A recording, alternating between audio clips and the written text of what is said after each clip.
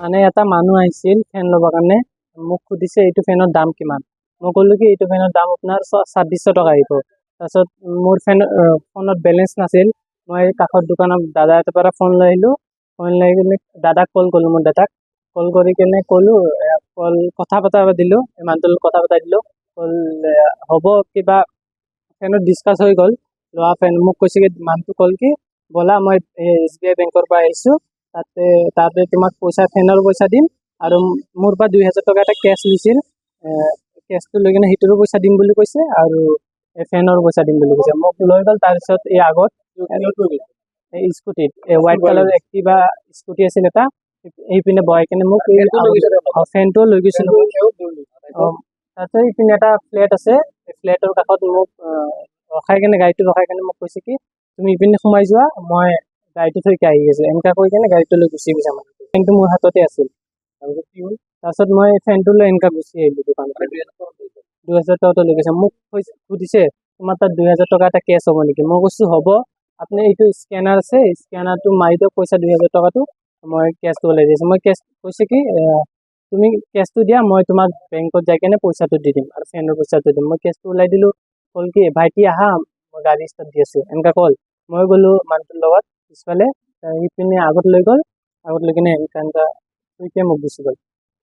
মানে মই গৈছোঁ নাৰেংগীত গৈছিলোঁ একচুৱেলি কিবা বস্তু আনিব। এই সিদিনা ধুমুহাত ঘৰৰ টিং উৰাই লৈছে। তো তাৰ কাৰণে মিস্ত্ৰী লগাইছোঁ, বস্তু আনিব গৈছোঁ। ভাইটি মোক ফোন মাৰিছে, কৈ যে ফেনৰ কাষ্টমাৰ আহিছে। তো 2650 টকা দাম সুধিছে ষ্টেণ্ড ফেন।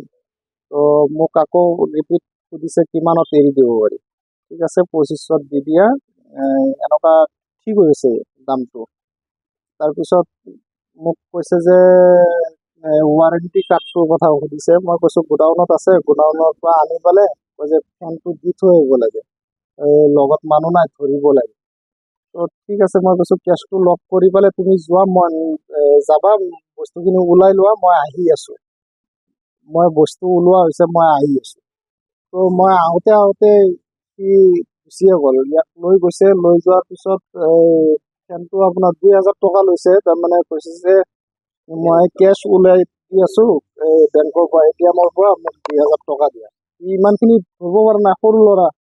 তো 2000 টকা ওলাই দিছে। দিয়াৰ পিছত পইচাটো লৈছে, ফেনটো লৈছে, লৈ পেলাই আগত যাই পেলাই আপোনাৰ নিজৰ মাথা নোপোৱাতে আপোনাৰ অলপ আগত ফ্লেটকেইটা যে আছে তাতে লৈ পেলাই আপোনাক গাড়ীৰ পৰা নামাই পেলাই পিক আপ টানি গুচি গৈছে। নাম্বাৰো ল'ব পৰা নাই গাড়ী, কিন্তু ফুটেজটো আছে, হেলমেটো পিন্ধা আছে, মানে ক্লিন অহা নাই। মানে কিমান চালো মানে মই শুনা পাইছোঁ এনেকুৱা আৰু 2-3 জেগাত হৈছে। আৰু ইফালে চেলুনৰ পৰাও বোলে ছেম কাহিনী মই আজি শুনা পালোঁ। চেলুনতো ছেম কাহিনীত কৈছে যে মই অনলাইন কৰি আছোঁ, 500 টকা এটা দিয়ক, মই শুনা পালোঁ। তো তেখেতৰ পৰাও 500 টকা লৈ পেলাই বোলে এনেকুৱা শুনা পালোঁ। কৈছে যে 1 কিলো মাংস লাগে, 1 কিলো মাংস লৈছে, লৈ পেলাই বোলে প্লেটৰ কাষত গৈছে, যাই পেলাই বোলে মোবাইলত ফোন মাৰিছে কাৰোবাক, ঘৈণীয়েকক ফোন মাৰিছে। ফোন মাৰি পেলাই কৈছে যে পইচা 3000 টকা লৈ আহা, মাংস লৈছোঁ, মোৰ তাড়াতাড়ি অফিচত যাব লাগে। তো কৈ পেলাই ফোনটো কাটি দিছে, দি পেলাই কৈছে যে আপোনাৰ তাত 2000 টকা আছে যদি দিয়ক, মোৰ মিছেছ আহি আছে, 3000 টকা আপোনাক দি আছে।